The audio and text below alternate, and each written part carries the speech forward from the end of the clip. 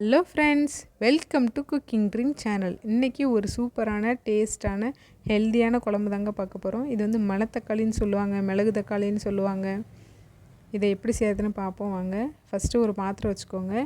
தேவையான அளவு எண்ணெய் ஊற்றிட்டு எண்ணெய் நல்லா காஞ்சிடட்டும். காஞ்சதுக்கப்புறமேட்டு கடுகு சேர்த்துக்கலாங்க. கடுகு வந்தோன்னா நல்லா வெடிக்கட்டும். அதுக்கப்புறமேட்டு ஒரு 1/4 ஸ்பூன் ஜீரகம் சேர்த்துக்கலாம். ஜீரகம் வந்து நல்லா பொரியட்டுங்க.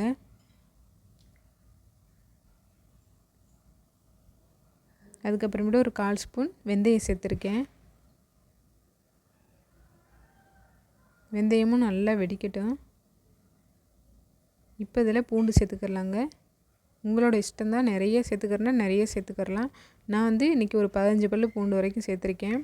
பூண்டு வந்து கொஞ்சம் ஜாஸ்தி சேர்த்துக்கோங்க. ஃப்ளேவரும் சூப்பராக இருக்கும், டேஸ்ட்டும் சூப்பராக இருக்கும். பூண்டு வந்து ஓரளவுக்கு லைட்டாக வதங்கினதுக்கப்புறமேட்டு வெங்காயம் சேர்த்துக்கலாம். நான் மீடியம் சைஸில் 2 பெரிய வெங்காயம் எடுத்து நல்லா குட்டி குட்டியாக கட் பண்ணி சேர்த்துருக்கேன். இப்போ அதையும் சேர்த்துட்டு நல்லா வதக்கி விட்ருங்க. வெங்காயம் வந்து நல்லா வதங்கணும். இப்போ பாருங்கள், வெங்காயம் வந்து ஓரளவுக்கு நல்லா வதங்கிருச்சு.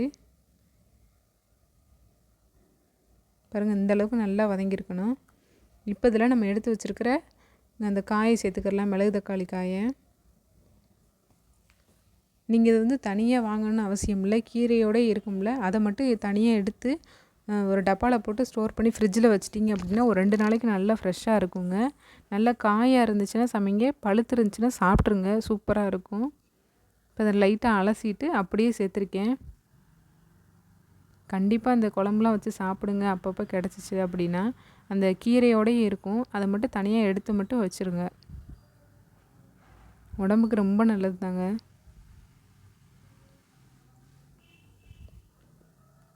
இது வந்து ஒரு 2 நாள் வரைக்கும் தாங்குங்க. அதுக்கப்புறமேட்டு பார்த்திங்கன்னா பழுக்க ஆரம்பிச்சிடும், அப்படி இல்லாட்டா அழுக ஆரம்பிச்சிடும், அழுகி போயிடும்.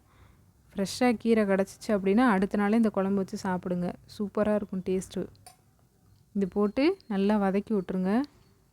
வதக்கி விட்டு 2-3 நிமிஷத்துலேயே பார்த்திங்கன்னா நல்லா வதங்க ஆரம்பிச்சிடும். அடுப்பு வந்து சிம்லேயே வச்சு வதக்கி விடுங்க. இப்போ இதெல்லாம் தக்காளி சேர்த்துக்கலாம். நான் மீடியம் சைஸில் ஒரு 2 தக்காளி, நாட்டு தக்காளி சேர்த்துருக்கேன். ஏன்னா இதில் வந்து லைட்டாக புளியும் ஊற்றினா, அதனால் ரொம்ப தக்காளி தேவையில்லை. தக்காளி போட்டு நல்லா வதங்கிடணும், அதனால் மூடி போட்டு மூடி வச்சிடலாங்க. பாருங்கள், தக்காளி வந்து நல்லா வதங்கியிருக்கு. இந்த அளவுக்குனால நல்லா வதங்கிடணும்.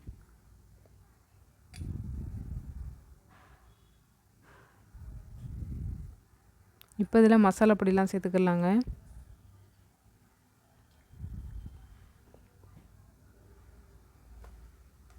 ஒரு 1/4 ஸ்பூன் மஞ்சள் தூள் சேர்த்துருக்கேன். அதுக்கப்புறமேட்டு 1 ஸ்பூன்லேருந்து 1.5 ஸ்பூன் வரைக்கும் மல்லித்தூள் சேர்த்துக்கலாம். அதுக்கப்புறம் உங்கள் காரத்துக்கு தகுந்தாப்பில் மிளகாத்தூள் சேர்த்துக்கோங்க. நான் வந்து 1 ஸ்பூன் ஃபுல்லாக சேர்த்துருக்கேன். அது உங்கள் இஷ்டம்தான் காரம்லாம். மசாலா பொடியெலாம் போட்டுட்டு நல்லா வதக்கி விட்ருங்க. வதக்கி விட்டு ஒரு செகண்ட்னாலும் மூடி போட்டு மூடி வச்சுருங்க. அதோட பச்சை வாசனைலாம் போகட்டும். மூடி போட்டு மூடி ஒரு செகண்ட்னாலும் மூடி வச்சுக்கலாம்.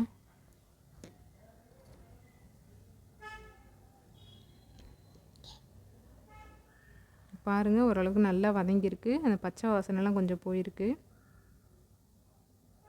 இப்போ லைட்டாக வதக்கி விட்டுட்டு தேவையான அளவு தண்ணி ஊற்றிக்கிறலாங்க. இந்த மசாலாலாம் நல்லா கொதிக்கட்டும், அந்த பச்சை வாசனைலாம் போக தட்டிக்கும். அதனால் இந்த முங்குற அளவுக்கு மட்டும் தண்ணி ஊற்றிக்கோங்க. இந்த காயெல்லாம் முங்குற அளவுக்கு மட்டும் தண்ணி ஊற்றி நல்லா வதக்கி விட்ருங்க. வதக்கி விட்டு குழம்பு வந்து நல்லா கொதிக்கணுங்க. இப்போ இதில் குழம்புக்கு தேவையான அளவு உப்பு சேர்த்துக்கலாம். உப்பு சேர்த்து நல்லா வதக்கி விட்டுட்டு உங்களுக்கு உப்பு உரப்பு போதுமானு செக் பண்ணிக்கோங்க. பத்தலட்டா சேர்த்துக்கோங்க.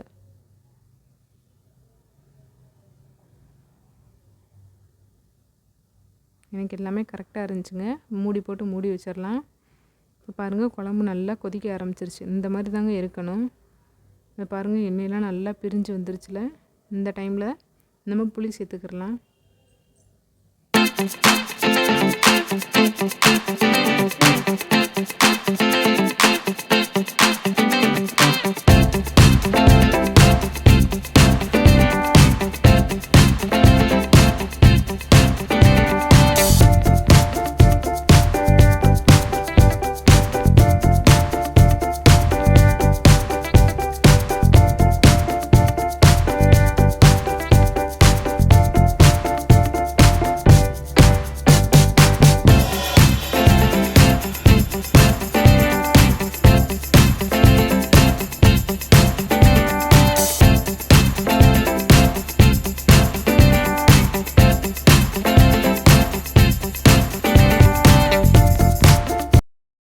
புளி தண்ணி சேர்த்துக்கிடலாங்க. நான் வந்து ரொம்ப கம்மியாக தான் புளி சேர்த்துருக்கேன். ஏன்னா தக்காளி வந்து ஜாஸ்தி சேர்த்துருக்கனால. இப்போ குழம்புக்கு தேவையான அளவு தண்ணி ஊற்றி குழம்பு வந்து நல்லா கொதிக்க வச்சிடலாங்க. எப்போவுமே ஹை ஃப்ளேமில் வச்சு கொதிக்க விடாதீங்க. நல்லா சிம்லேயே வச்சிங்கன்னா அதோடய ஃப்ளேவர்லாம் பைய இறங்கி டேஸ்ட்டு சூப்பராக இருக்கும். உங்களுக்கு டைம் இல்லை அப்படிங்கிற பட்சத்தில் மட்டும் அதிகமான ஃப்ளேமில் வச்சு கொதிக்க வைங்க. பாருங்கள் குழம்பு நல்லா கொதிச்சிருச்சு.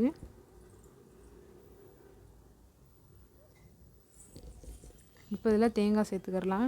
நான் வந்து ஒரு 2 சில்லு தேங்காவை நல்லா மைய அரைச்சி அதோட தேங்காய் பால் மட்டும் சேர்த்துருக்கேன், சக்கை போடாமல். நீங்கள் வந்து சக்கை போடணும் அப்படின்னா கண்டிப்பாக சேர்த்துக்கோங்க. இல்லை தேங்காய் பால் தேவையில்லை, தேங்காயோட சேர்த்துக்கிறேன் அப்படின்னாலும் தேங்காயோட சேர்த்துக்கோங்க. அதனால் ஒன்றும் இல்லை. இப்போ இது எல்லாத்தையும் ஊற்றிட்டு உங்களுக்கு தேவையான அளவு குழம்பு சேர்த்துட்டு இது வந்து மூடி போட்டு மூடி சிம்மிலே வச்சு நல்லா கொதிக்க வச்சுருங்க. அந்த குழம்பு வந்து கொஞ்சம் வற்றணுங்க. லைட்டாக 1 இன்ச்சுனாலும் நல்லா லைட்டாக வற்றணும். அப்போ தான் டேஸ்ட்டு சூப்பராக இருக்கும். இப்போ மூடி போட்டு மூடி வச்சிடலாம். பாருங்கள் குழம்பு சூப்பராக கொதிச்சிருச்சு. டேஸ்ட்டும் சூப்பராக இருக்கும். கண்டிப்பாக நீங்களும் ட்ரை பண்ணி பாருங்கள். கசப்பே தெரியாதுங்க. குழந்தைங்களுக்கெல்லாம் கொடுங்க, ரொம்ப நல்லது. ட்ரை பண்ணி பார்த்துட்டு உங்களோட ஃபீட்பேக்கை கமெண்ட்டில் சொல்லுங்கள். நம்மளோட சேனலை சப்ஸ்கிரைப் பண்ணி வச்சுக்கோங்க. இப்போ லாஸ்ட்டாக கருவேப்பிலை போட்டுக்கிறலாம். நம்மளோட சேனலை சப்ஸ்கிரைப் பண்ணுங்கள், சப்போர்ட் பண்ணுங்கள். தேங்க்ஸ் ஃபார் வாட்சிங். கண்டிப்பாக ட்ரை பண்ணி பாருங்கள். பாய்.